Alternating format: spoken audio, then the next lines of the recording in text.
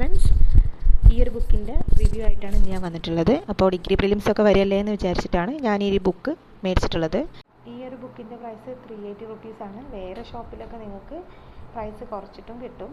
അപ്പോൾ അങ്ങനെ ഈ ഒരു ബുക്ക് ഞാൻ മേടിച്ചത് പ്രിലിംസിൻ്റെ PYQ ഒക്കെ ഒന്ന് ഓടിച്ചിട്ട് നോക്കാം, അതുപോലെ തന്നെ റിലേറ്റഡ് ഫാക്ട്സ് ഒക്കെ ഓടിച്ചിട്ട് നോക്കാം എന്നുള്ള രീതിയിലാണ് ഞാൻ ഈ ഒരു ബുക്ക് മേടിച്ചത്. ഈ ഒരു ബുക്ക് അബ്സല്യൂട്ട് ഫ്രസ്ട്രേഷനാണ് തന്നിട്ടുള്ളത്.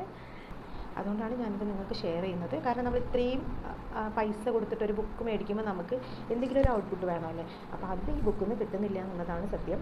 ഇപ്പോൾ നമ്മൾ ഒത്തിരി PYQ റിലേറ്റഡ് ബുക്ക്സ് വായിച്ചിട്ടുണ്ടാവില്ല. PYQ ബാങ്കുകൾ ഒത്തിരി ഇൻസ്റ്റിറ്റ്യൂട്ടിൻ്റെ വേറെ നമ്മൾ വായിച്ചിട്ടുണ്ടാവും. പേരൊന്നും ഞാൻ അടുത്ത് പറയുന്നില്ല. അപ്പോൾ അതിലൊക്കെ വൃത്തിക്ക് റിലേറ്റഡ് ഫാക്ട്സ് കൊടുക്കാറുണ്ട്. പക്ഷേ ഈ ഒരു ബുക്കിൽ ഈവൻ ഡിഗ്രി ലെവലായിട്ട് പോലും ഡീറ്റെയിൽ ആയിട്ട് ഒന്നും കൊടുത്തിട്ടില്ല. അത് മാത്രമല്ല, നിങ്ങൾക്ക് നോക്കിയാൽ കാണാൻ പറ്റും. ഇപ്പോൾ ഞാനൊരു ക്വസ്റ്റ്യൻ ഷെയർ ചെയ്യാമേ. ഈ ഒരു 8ാമത്തെ ക്വസ്റ്റ്യൻ LSTSൻ്റെ ക്വസ്റ്റ്യൻ ആണ്. അപ്പോൾ ഇതിൽ ഈ 8ാമത്തെ ക്വസ്റ്റ്യൻ്റെ ശരിയല്ലാത്തത് ഏതെന്നാണ്, കുറച്ച് ഉദ്ധരണികൾ തന്നിട്ട് ശരിയല്ലാത്ത ഏതാണെന്നാണ് ചോദിച്ചിട്ടുള്ളത്.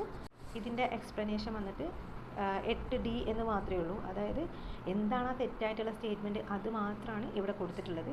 അത് ശരിയായിട്ട് ആരാണ് പറഞ്ഞിട്ടുള്ളതെന്നോ അല്ലെങ്കിൽ റിലേറ്റഡ് ആയിട്ട് ഒരു ഫാക്റ്റും കൊടുത്തിട്ടില്ല. ഇതുപോലെ തന്നെയാണ് എല്ലാത്തിനും കൊടുത്തിട്ടുള്ളത്. ചിലതിലൊന്നും കൊടുത്തിട്ടില്ല. അപ്പോൾ നിങ്ങൾക്ക് നോക്കാം, 9ാമത്തെ ക്വസ്റ്റ്യൻ്റെ ആൻസർ 2 മാത്രം എന്ന് മാത്രമാണ് കൊടുത്തിട്ടുള്ളത്. ഇങ്ങനെയാണ് നമുക്ക് PSCയുടെ വെബ്സൈറ്റിൽ കയറിയിട്ട് ഉത്തരം നോക്കിയാൽ മാത്രം പോരെ. നമ്മളൊരു പുസ്തകം ഇത്രയും പൈസ കൊടുത്ത് വാങ്ങേണ്ട ആവശ്യമില്ലല്ലോ. ഇതുപോലെ തന്നെയാണ് എല്ലാം. ഈവൻ റാങ്ക് ഫയലിലുള്ള ഡീറ്റെയിൽസ് പോലും ഇതിലൊന്നും ഈ ഒരു ബുക്കിലില്ല.